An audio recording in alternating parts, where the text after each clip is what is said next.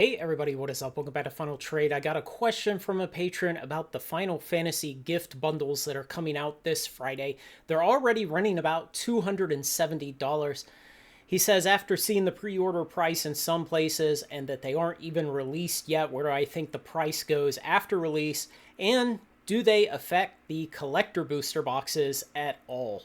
So we're going to take a look here and see what we think. So the gift bundles differ from the normal Magic bundles in that they have a collector booster pack in them. I think in some expansions, occasionally they have two collector packs. Not this one though. It only has one collector pack, and not every expansion gets gift bundles. It's really weird. I wish they would just put a collector pack in every bundle. I think that would be like a cooler product and it would be more consistent and less confusing for people.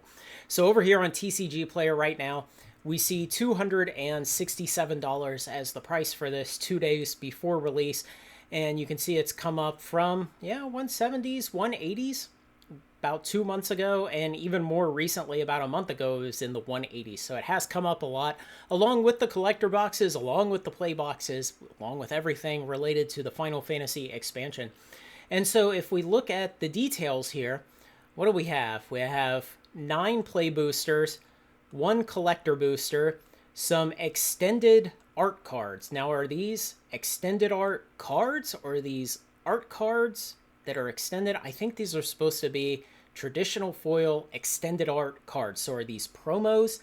You know, some of these pre-release kits and bundles, occasionally they have promos in them, and sometimes those can turn into real lottery tickets, just depending on what is in there and how it's stamped, and what the rarity is, and whether the underlying card is mechanically interesting and desirable. So that's a toss-up depending on what exactly that is. The extra foil lands, that's not really interesting at all. Yeah, they might have some really cool variation land for Final Fantasy, but again, those kind of things typically crash down to $1-ish over time, no matter how fancy they are at release. Spin down counter, storage box, reference cards, and then it just tells you here's what a play booster contains and here's what a collector booster contains. So one of the things to understand with this product is where it sits in the market and why it exists.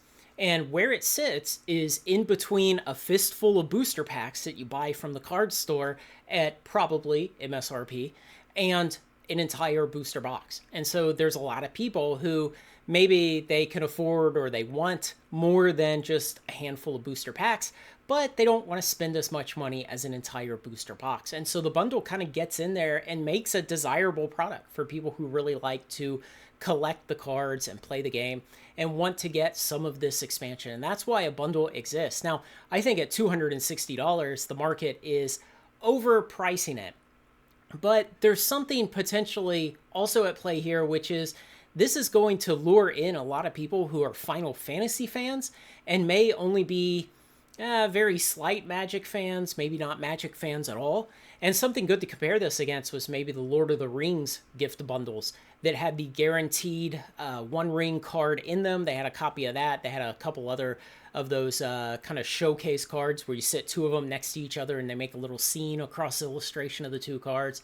So it's kind of similar to that, and those have done really well. I mean, I think the last time I actually looked at the price of those, they were somewhere around $280 for the LOTR gift bundle, and they were the ones that WotC famously pre-dumped before release under wholesale price on Amazon for about $55, if my recollection serves correct. So that in the long run, I would expect this product to do well. I would expect it to go up, because it's going to be something desirable for Final Fantasy fans who aren't plugged in right now, realizing that, oh, Magic is doing a Final Fantasy expansion.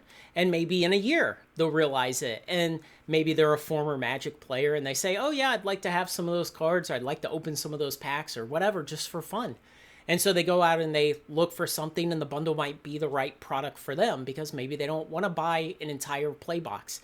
Maybe they don't want that many cards, or, maybe the collector pack seems really special to them. But just on the basis of what's in the box today, I don't think that supports the price. I mean, a collector booster pack of Final Fantasy, a single booster pack is running about $100 right now, and 9 play boosters, what? That should be about $70 right now, 60 or 70.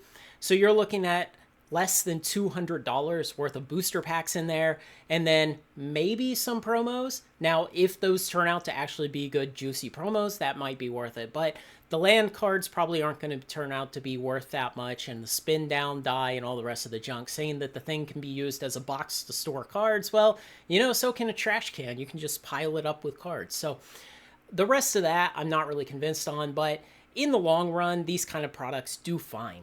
And so what I would say, what I would bet on if I was forced, if someone said, Craig, you have to buy some of these for the long term, I would wait 3-4 months maybe. I'd wait a couple months for things to cool down a little bit.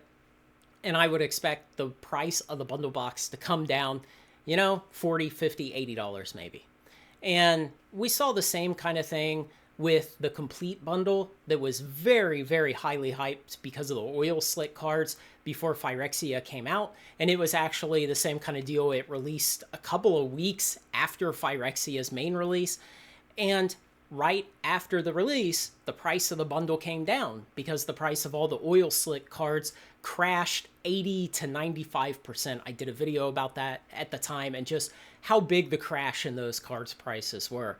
But the bundle itself came down in price, and then it took off after that. And so I would expect that same kind of thing. I would not buy into the hype of this product at release. I would wait at least a couple of weeks, if not a couple of months, and then expect to come in, get a slightly better price. No, you're not going to exactly time the bottom. None of us will. But you'll probably get a better price than today, and then ride it upwards for the future. I think everything related to Final Fantasy is going to do great in the long term, even if it's putting back a whole bunch of play boxes 18 months from now when the reprints are just flooding the market and nobody cares anymore. I think even that will be great for the long term. So those are my thoughts on the box. Just understand that the kind of person who buys this box is something we don't typically talk about here. It's that buyer who's in between booster packs and complete booster boxes. And so this product exists for that person. And in the case of an IP type crossover like Final Fantasy, you're going to have people who are only marginally attached to Magic who come in and see that as the correct product for them. And I think in the long term, that could also drive it positively. But right now, the fundamental value of this product, just based on the value of the booster packs in it, the box is way overpriced, and I would expect for it to come down in the coming weeks, potentially months, and present a better opportunity if you're interested in putting some of these back for the long term. Let me know what you think, guys. Thanks to everyone who makes this content possible, especially my very generous supporters on Patreon who get their questions answered. Like, comment, share, and subscribe, and join me on Final Trade.